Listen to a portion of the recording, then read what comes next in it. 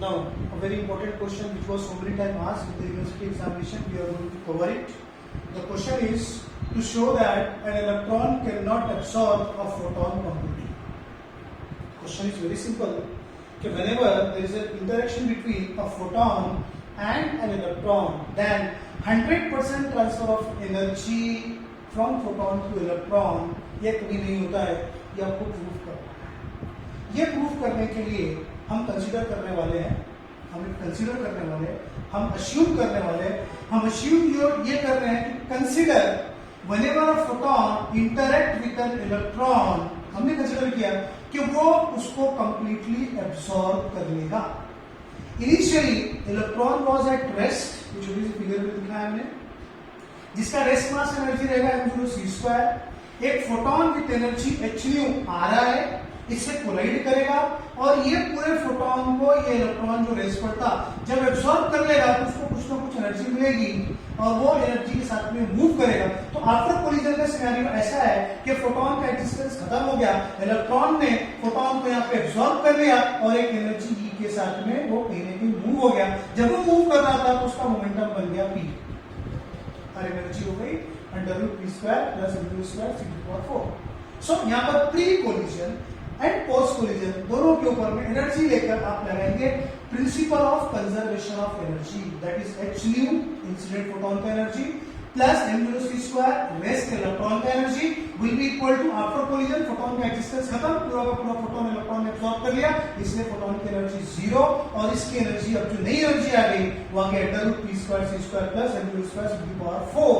अब हमने इस इक्वेशन को a + b और ये हो गया ये, इसको बोथ द साइड्स स्क्वायर किया, तो स्क्वायर करेंगे तो a + b होल स्क्वायर, तो a² + b² दिखा को m0² 4 will be equal to twice ab, twice ये a और ये b will be equal to, यहाँ पर उठ जाएगा p² c² + m0² 4, ये और ये यहाँ से कैंसिल हो गया, you get it? और हमको इक्वेशन मिल रही है twice hν m0c² + hν whole square equal to p² c², equation number 1। Now we know that photon का जो एनर्जी रहेगा वो E = hν।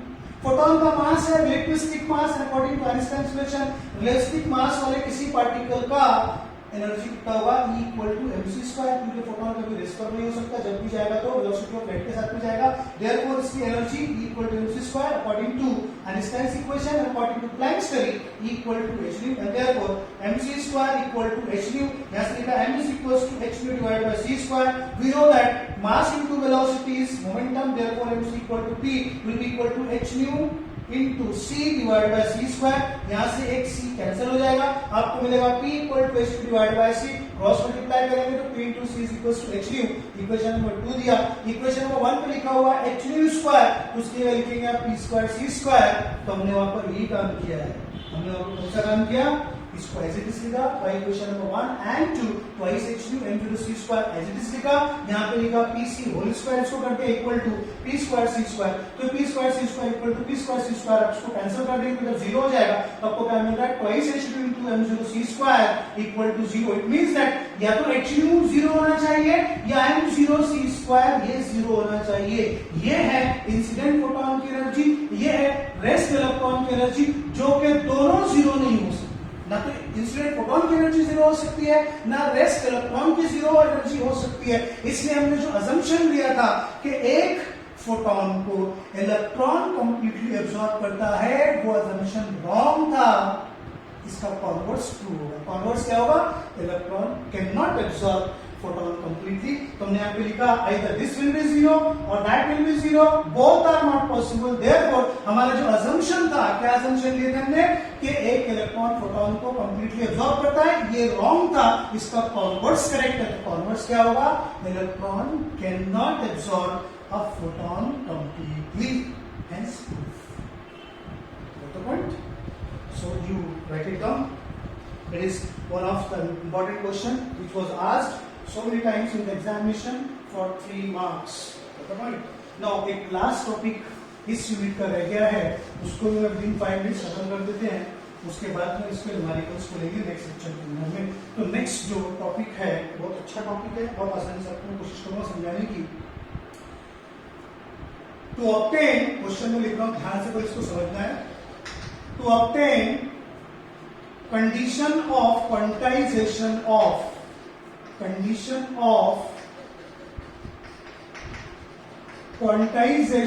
Of angular momentum of electron, angular momentum of electron in Bohr's orbit, समझाता हूं आपको ये, Bohr's orbit by using de Broglie theory, ये भी मल्टीपल टाइम पूछा गया यूनिवर्सिटी का क्वेश्चन है 3 मार्क 4 के लिए। आपने 12th क्लास के अंदर पढ़ा पोस्टुलेट्स ऑफ बोर्स थ्योरी। पहला पोस्टुलेट आपने पढ़ा कि जो इलेक्ट्रॉन है सर्कुलर ऑर्बिट के अंदर रिवॉल्व करते हैं और जो सर्कुलर मोशन करने के लिए सेंट्रीपिटल फोर्स है वो कहां से ऑब्टेन की जाती है, आपको पता है पॉजिटिवली चार्ज न्यूक्लियस और नेगेटिव जो इलेक्ट्रॉन है उनके बीच में जो कूलम फोर्स ऑफ अट्रैक्शन होती है वो कन्वर्ट होती है में सेंट्रीपिटल फोर्स के अंदर।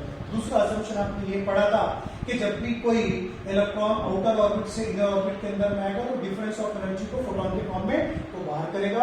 और तीसरा असम्पशन था स्टेशनरी ऑर्बिट का, तीसरा थर्ड जो असम्पशन था वो था स्टेशनरी ऑर्बिट का, और वो ऐसा था कि इलेक्ट्रॉन जो है बोहर के ऑर्बिट में हाइड्रोजन एटम के ऑर्बिट के अंदर में या हाइड्रोजन एटम बन गया, ये इलेक्ट्रॉन है, ये इलेक्ट्रॉन सिर्फ उन्हीं ऑर्बिट के अंदर में without radiating any energy revolve करेगा जहां पर एंगुलर मोमेंटम जो रहेगा वो h/2 पाई का इंटीग्रल मल्टीपल रहेगा। यहाँ पे n केवल रहता है 1 2 3 पॉजिटिव नंबर रहेगा, ये कंप्लीट नंबर है।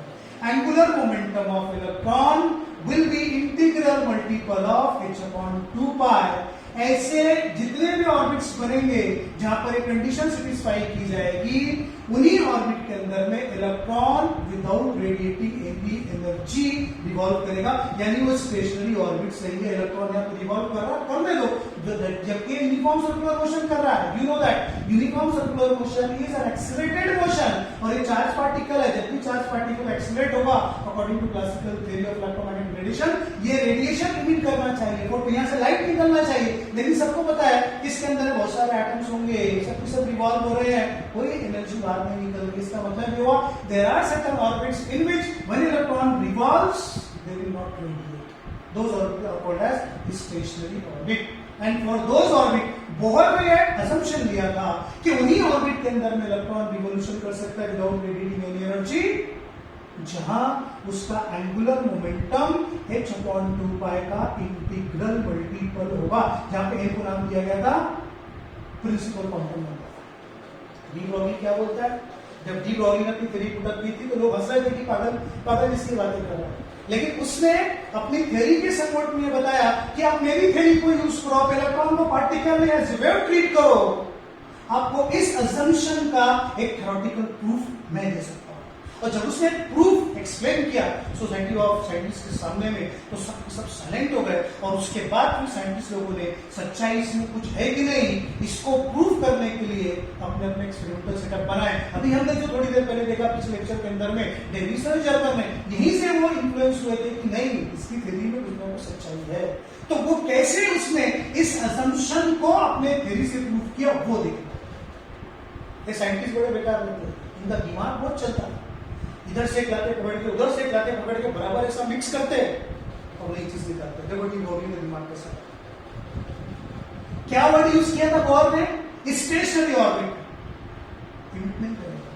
इससे बोला इलेक्ट्रॉन पार्टिकल नहीं वेव है, कौन सी ऐसी वेव है जो एनर्जी को डिस्ट्रीब्यूट नहीं करती, स्टेशनरी वेव, स्टैंडिंग वेव। हमने पढ़ा होगा स्टैंडर्ड 12 के अंदर में कि स्टेशनरी वेव कैसे होती है, एक वायर को अगर हम यहाँ पे स्पेस कर देंगे, दो बिजली सपोर्ट के बीच में इसको एक साइड से ब्लॉक करेंगे तो इस तरीके से एक इंसिडेंट वेव आएगी और दूसरे एंड से रिफ्लेक्ट होगी, दोनों का सुपर इंपोजिशन होगा और ये लूप्स यहाँ पे जनरेट हो जाएंगे। अब सारे के सारे पार्टिकल अपने पॉइंट पे सिंपल आर्टिकली वाइब्रेट करेंगे, लेकिन ट्रांसफर ऑफ एनर्जी नहीं करेंगे। ये वेव मीडियम में ना तो आगे जाएगी ना पीछे जाएगी, अपनी जगह पे खड़ी रहेगी, there is no transfer of energy and therefore it is called as standing wave. यही डी ब्रॉगली बोलता है कि मेरा जो इलेक्ट्रॉन है ये हाइड्रोजन एटम के जिस भी ऑर्बिट के अंदर में रहेगा उस पर्टिकुलर ऑर्बिट, जैसे फर्स्ट ऑर्बिट में तो उसकी वेलोसिटी इसकी वेलोसिटी अलग रहेगी, इसके साथ में एसोसिएट होने वाली डी ब्रोगली वेवलेंथ उसकी वैल्यू अलग रहेगी। सेकंड ऑर्बिट के अंदर में जाएगा, वहां पे उसकी वेलोसिटी डी ब्रोगली वेवलेंथ अलग रहेगी। थर्ड ऑर्बिट में जाएगा, वहां पे अलग रहेगी। कहीं पे भी रहने दो, कहीं पे भी रहने दो, फर्स्ट ऑर्बिट हो, सेकंड ऑर्बिट हो, थर्ड ऑर्बिट हो, हर ऑर्बिट के अंदर में जाएगा क्या करेगा, स्टेशनरी वेव पैटर्न बनाएगा। कैसे बनाएगा स्टेशनरी वेव पैटर्न? बोलता है जब भी इलेक्ट्रॉन इस सर्कमफ्रेंस के ऊपर में, सपोज मेरा जो रेडियस है इसके ऑर्बिट का वो है r, इस सर्कमफ्रेंस के ऊपर में जब भी एक electron as a wave move करेगा, सपोज यहां से स्टार्ट किया, अभी एक इलेक्ट्रॉन वेव आपकी जा रही है, तो ये मैंने बताया इलेक्ट्रॉन वेव गई है, ये वेव गई, ये वेव आपकी जा रही है इलेक्ट्रॉन वेव, ये इलेक्ट्रॉन वेव आपकी यहां से चल रही है, तो डायग्राम थोड़ा सही है, ये इलेक्ट्रॉन वेव यहां से चल रही है। एक बार ये वेव गई यहां से स्टार्ट हुई पॉइंट ए से, फिर से एक रोटेशन कंप्लीट हुआ, फिर से वो वेव वहां पर आ गई, फिर दूसरी मरतबा कंप्लीट हुआ, तीसरी मरतबा कंप्लीट हुआ, number of times again and again वो सर्कमफ्रेंस के ऊपर में रिवॉल्व होती चली जा रही है। तो पहली जो वेव गई थी वो, और दूसरी वेव फिर से स्टार्ट हुई है, दोनों के बीच का पाथ डिफरेंस कितना है, दोनों के बीच का पाथ डिफरेंस कितना है, equal to circumference, that is 2 pi r, ये सर्कमफ्रेंस पाथ डिफरेंस है।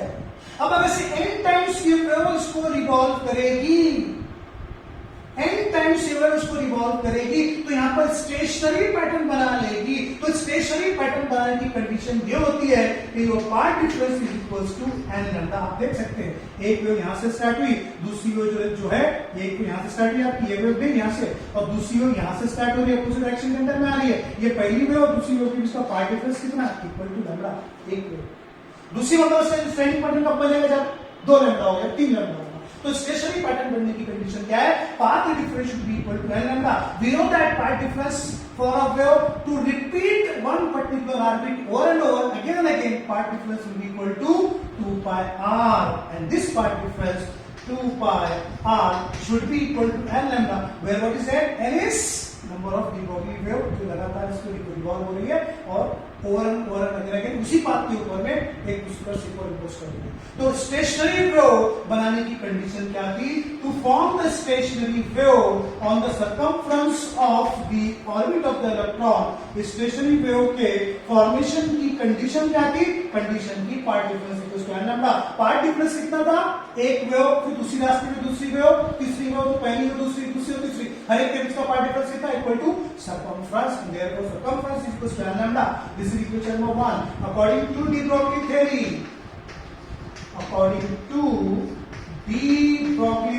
de Broglie क्या बोलता है, lambda is equals to h upon p, equation number 2। अब यहाँ पर इक्वेशन नंबर 1 में इक्वेशन नंबर 2 से आप क्या करेंगे, lambda is equals to h upon p value यहाँ डालेंगे तो आपको क्या मिलेगा, by 1 and 2 आपको मिलेगा 2 pi r is equals to n h upon p, therefore p into r will be equal to n h upon 2 pi। ये आपको मिला। What is p into r? Linear momentum multiplied by perpendicular distance is called as angular momentum। Perpendicular distance कौन सा हुआ? That is radius। Therefore p into r, which is angular momentum, will be equal to n h upon 2 pi। What is it? It is the postulate of Bohr's stationary orbit that angular momentum is quantized। जिन orbit में without radiating electron circulate करेगा वहां पर angular momentum of electron is n times h upon 2 pi, that is it is quantized, it has a value either 1 h upon 2 pi or 2 h upon 2 pi, 3 h upon 2 pi, that is quantization। and therefore this n यहां पर क्या बताया, if first orbit है तो n is equals to 1 आपका रहेगा यहाँ पर, तो ये आपको मिलेगा 2 pi r is equals to lambda। Second orbit में क्या है, 2 pi r is equals to 2 lambda।